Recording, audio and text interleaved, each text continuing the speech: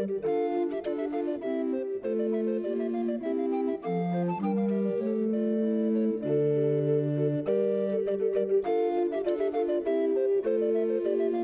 I'm Peter Adamson, and you're listening to the History of Philosophy podcast, brought to you with the support of the Philosophy Department at King's College London and the LMU in Munich, online at historyofphilosophy.net.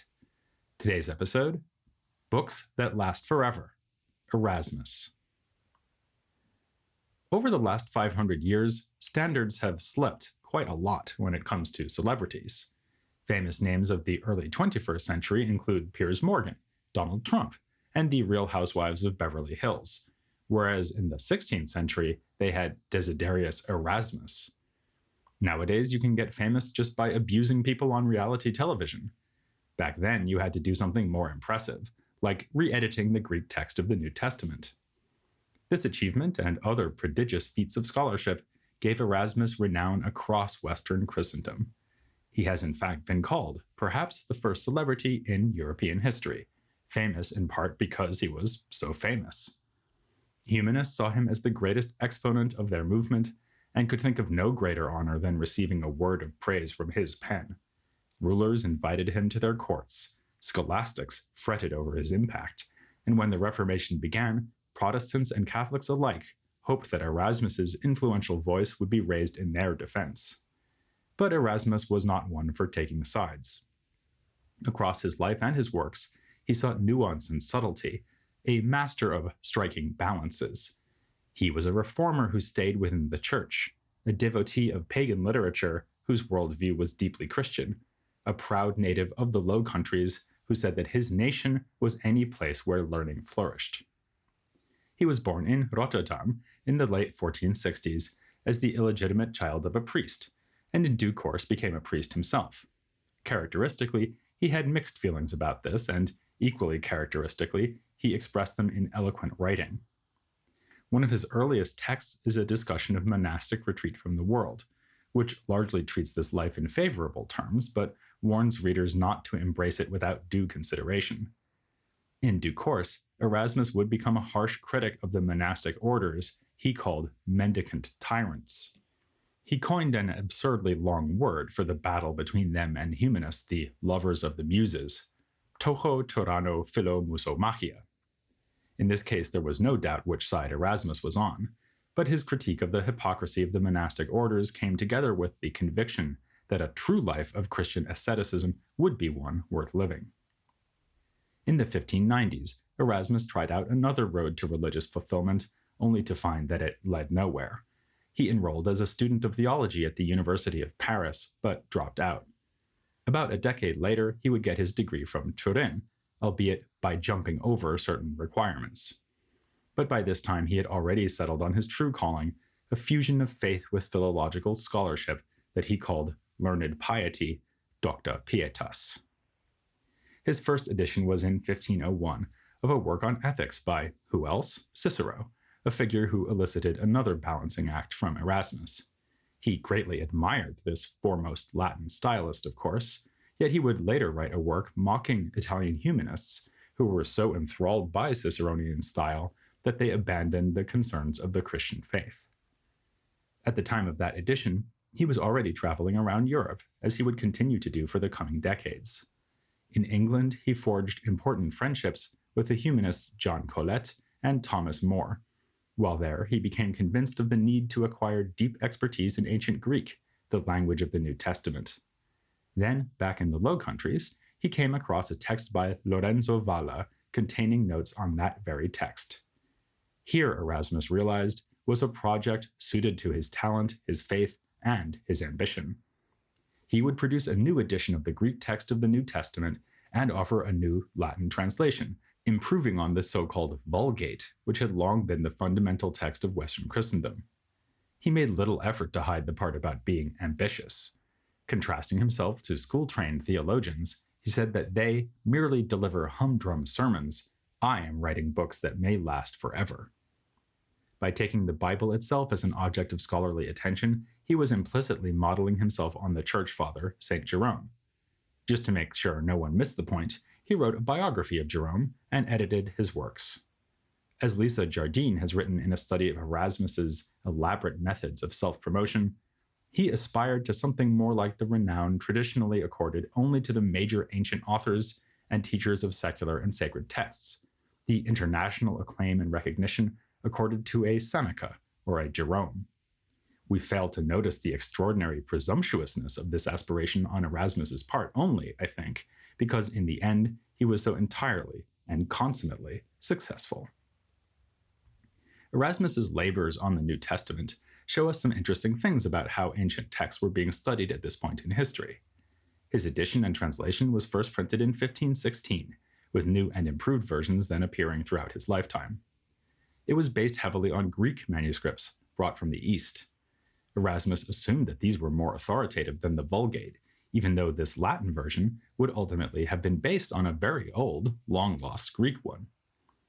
Like other humanists of the time, he showed a keen understanding of the way that mistakes can creep into handwritten texts, for instance, confusion between words written with similar letters, a classic example being the Greek words hama and alla, meaning at the same time, and but, because in the older majuscule writing, these were written AMA and ALLA, big letters, and a capital M looks a lot like two capital Greek L's. Erasmus also knew to worry about the intrusion of marginal comments into the main text. Particularly notable is his articulation of what is now called the principle of the harder reading, or lectio difficilior. This means that you might actually prefer a somewhat strange variant reading over a more predictable one, on the basis that scribes would tend to replace awkward or unusual Greek with a more familiar-looking text of their own invention.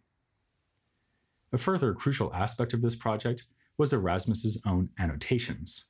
These were, of course, intended to explain his choices as editor and translator, but also to give the reader a sense of the nuances and difficulties of the biblical text. In a translation, he explained, you can only express one meaning. In annotations, you can point out several, from which the reader can freely choose the one he would want to follow. Here, we are not that far from Luther and the idea of a personal encounter with Scripture, albeit that the encounter envisioned by Erasmus would be facilitated by deep study of classical languages. Not everyone was pleased.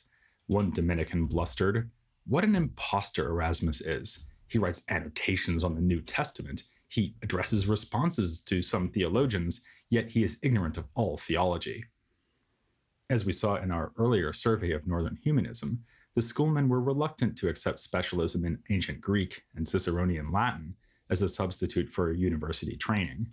And there were less principled objections too. A Franciscan in Bruges, who denounced Erasmus, admitted to not having read any of his books, but said he was afraid he may be able to slip into some heresy with all that lofty Latin. Erasmus could give as good as he got, if not better. His experiences at Paris in what he would later call the wrestling schools of the Sorbonne had convinced him that the scholastics were indulging in disputation over frivolous nonsense. From its title, you might guess that his Against the Barbarians also fits into the now familiar pattern of humanists lamenting the bad thinking and worse Latin of scholastic literature.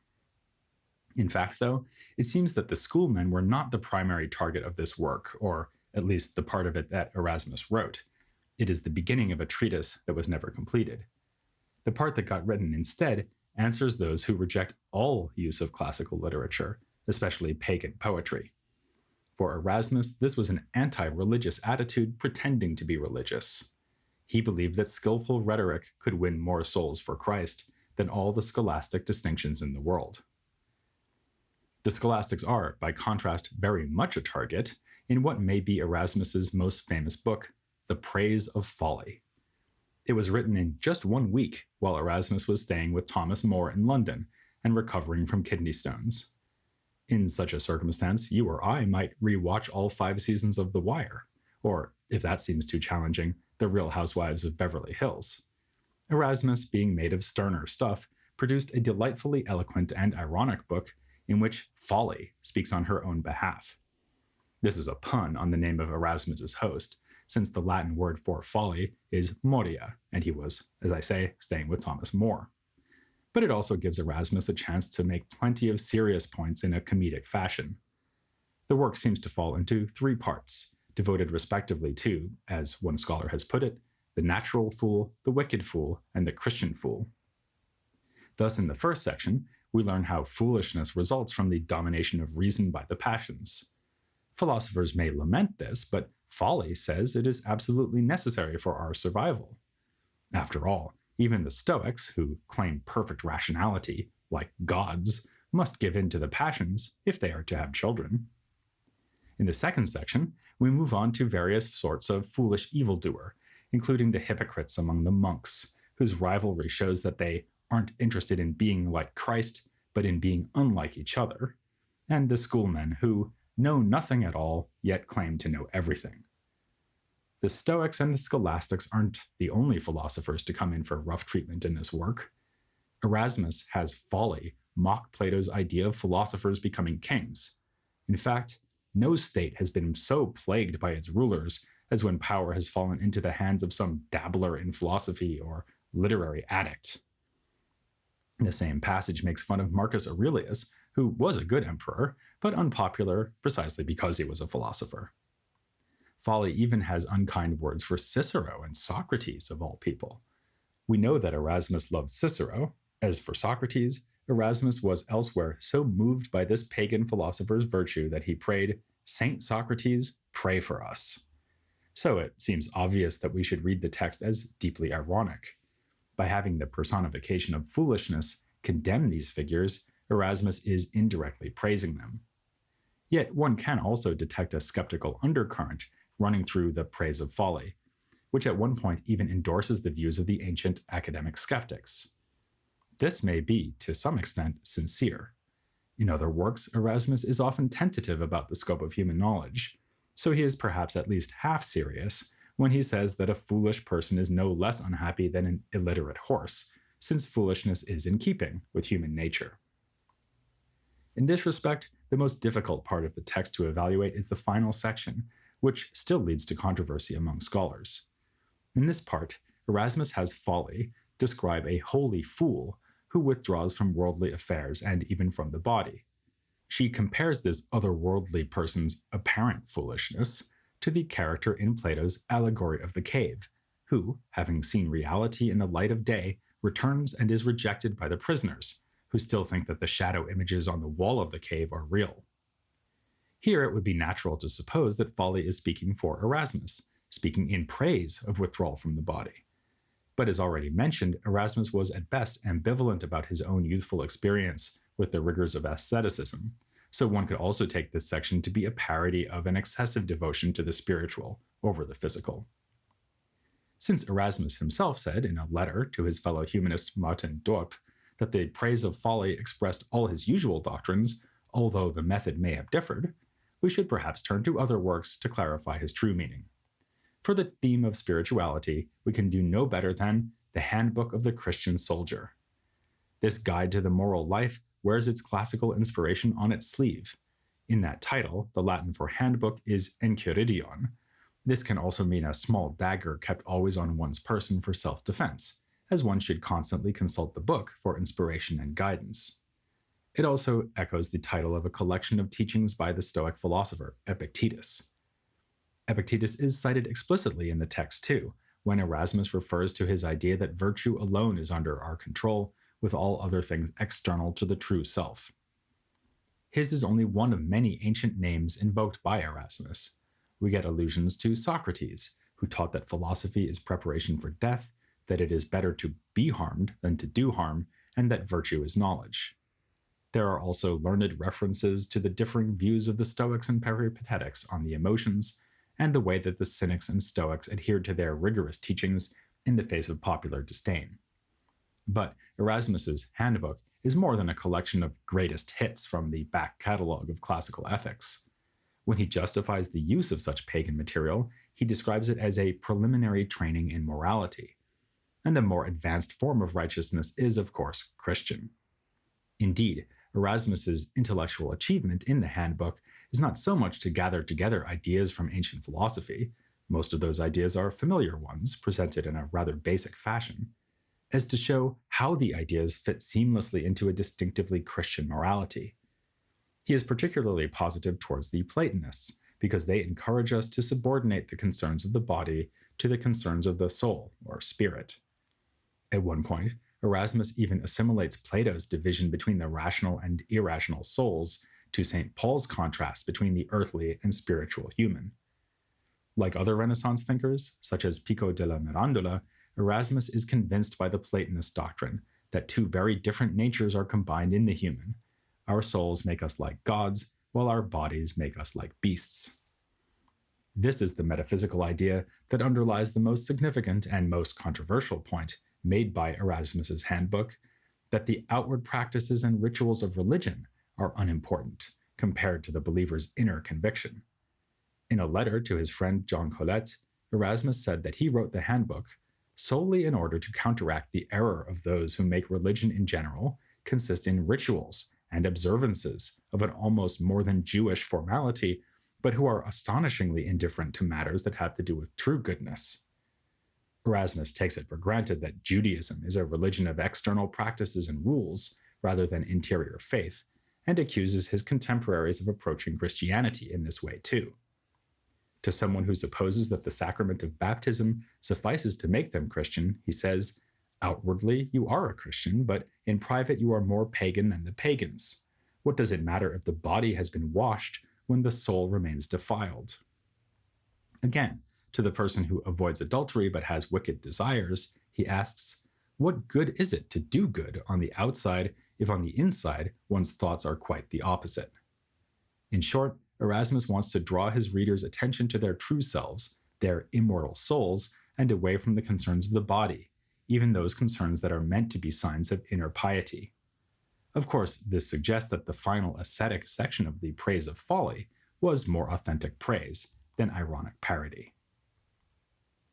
Erasmus's focus on interiority actually fits better with classical philosophy than with the teachings of the Church, which of course saw inestimable value in such things as the sacrament of baptism. This is one reason why Erasmus was seen as both harbinger and fellow traveler of the Reformation.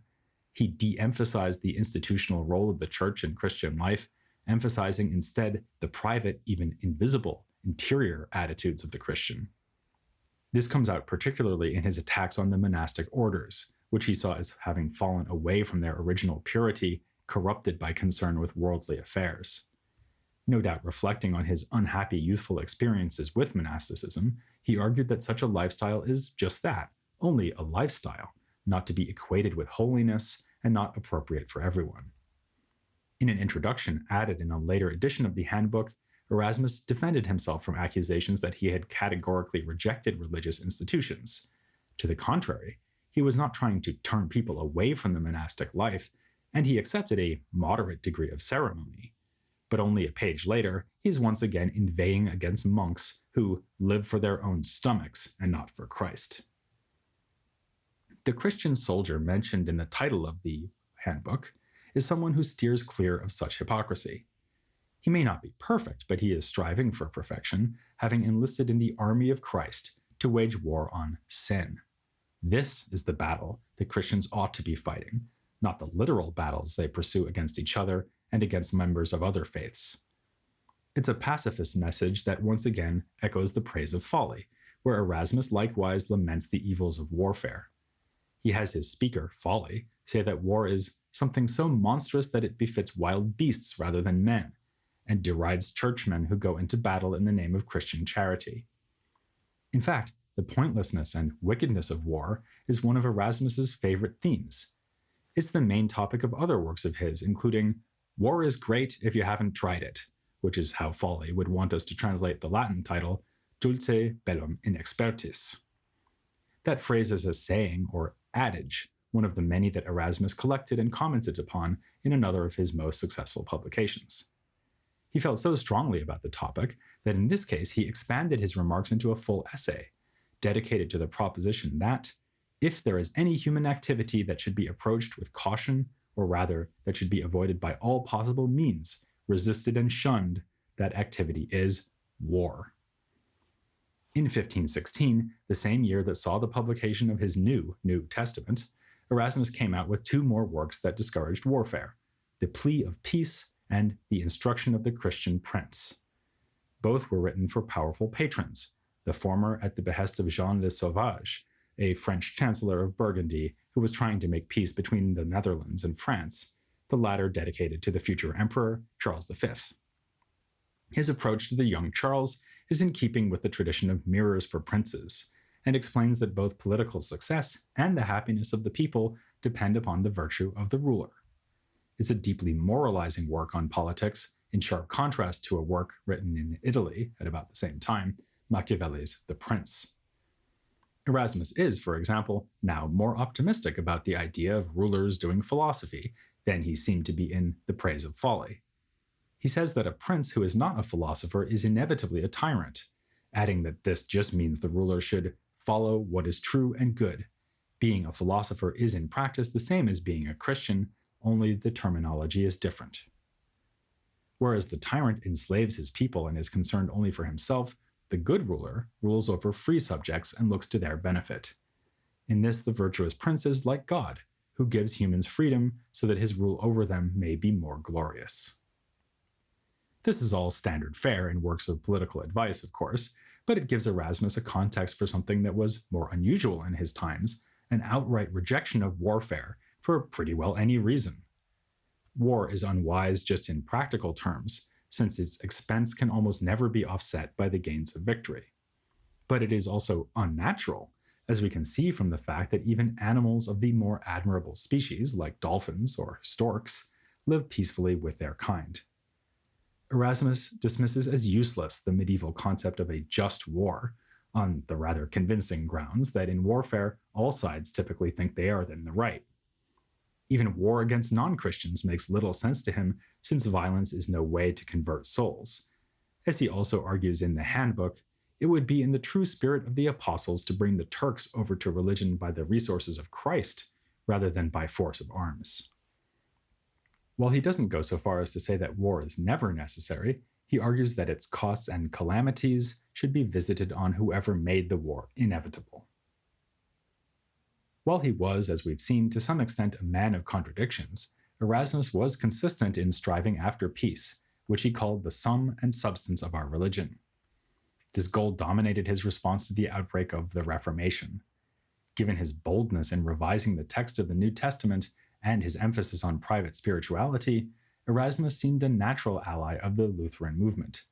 The reformer Martin Bucer said that Erasmus and Luther agreed in everything.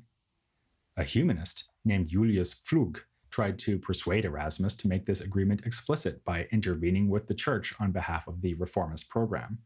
And on the other side, many Catholics blamed him for encouraging that very program, saying, Erasmus laid the egg, Luther hatched it.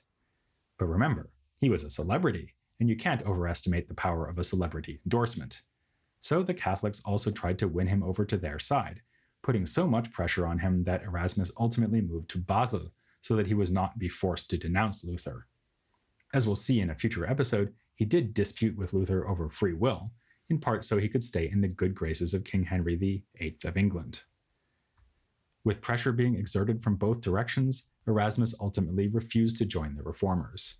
For all his complaints about monks, clerics, and bishops, he stated explicitly that he submitted to the authority of the church, coupling his aforementioned modesty about human knowledge with an acknowledgement of the absolute truth of the scriptures and church tradition. With typical nuance, he distinguished between the Roman Church and the true Church of Christ, holding out the prospect of a split between the two. Still, he allowed that as far as he was concerned, these were one and the same church, for now at least. And he was no apostle of tolerance, especially when the Jews were concerned. While his anti-Semitism did not reach the vicious intensity found in the writings of Luther, we've already seen him being openly disdainful of Judaism. He never expanded his scholarly program to include Hebrew philology, nor did he use his considerable influence to defend Johannes Reuchlin and his study of Jewish literature. But Erasmus did want to see concord within European Christianity. Thus, on the one hand, he objected to Cardinal Wolsey at the burning of Luther's books in 1520. On the other hand, he was vigorously opposed to the radical reformers who went beyond the teachings of Luther. In religion, as in politics, Erasmus pled for peace and refused to praise the folly of conflict. Among the conflicts of his own day, perhaps none seemed more ridiculous to Erasmus than the one that raged among the scholastics. He refers to it in Praise of Folly, speaking of the tortuous obscurities of realists, nominalists, Thomists, Albertists, Occamists, and Scotists. These various names should ring at least distant bells for you. Here in the early 16th century, Erasmus refers to intellectual traditions that go back to the 13th and 14th centuries. And with good reason. Medieval schools of thought survived up to the Age of Reformation and beyond, and they helped to shape the thought of figures like Luther and Melanchthon. So, before we turn to those great figures of reform, I want to complement our survey of Northern humanism with a survey of Northern scholasticism. You'd be foolish to miss it as we soldier on to the next episode of The History of Philosophy without any gaps.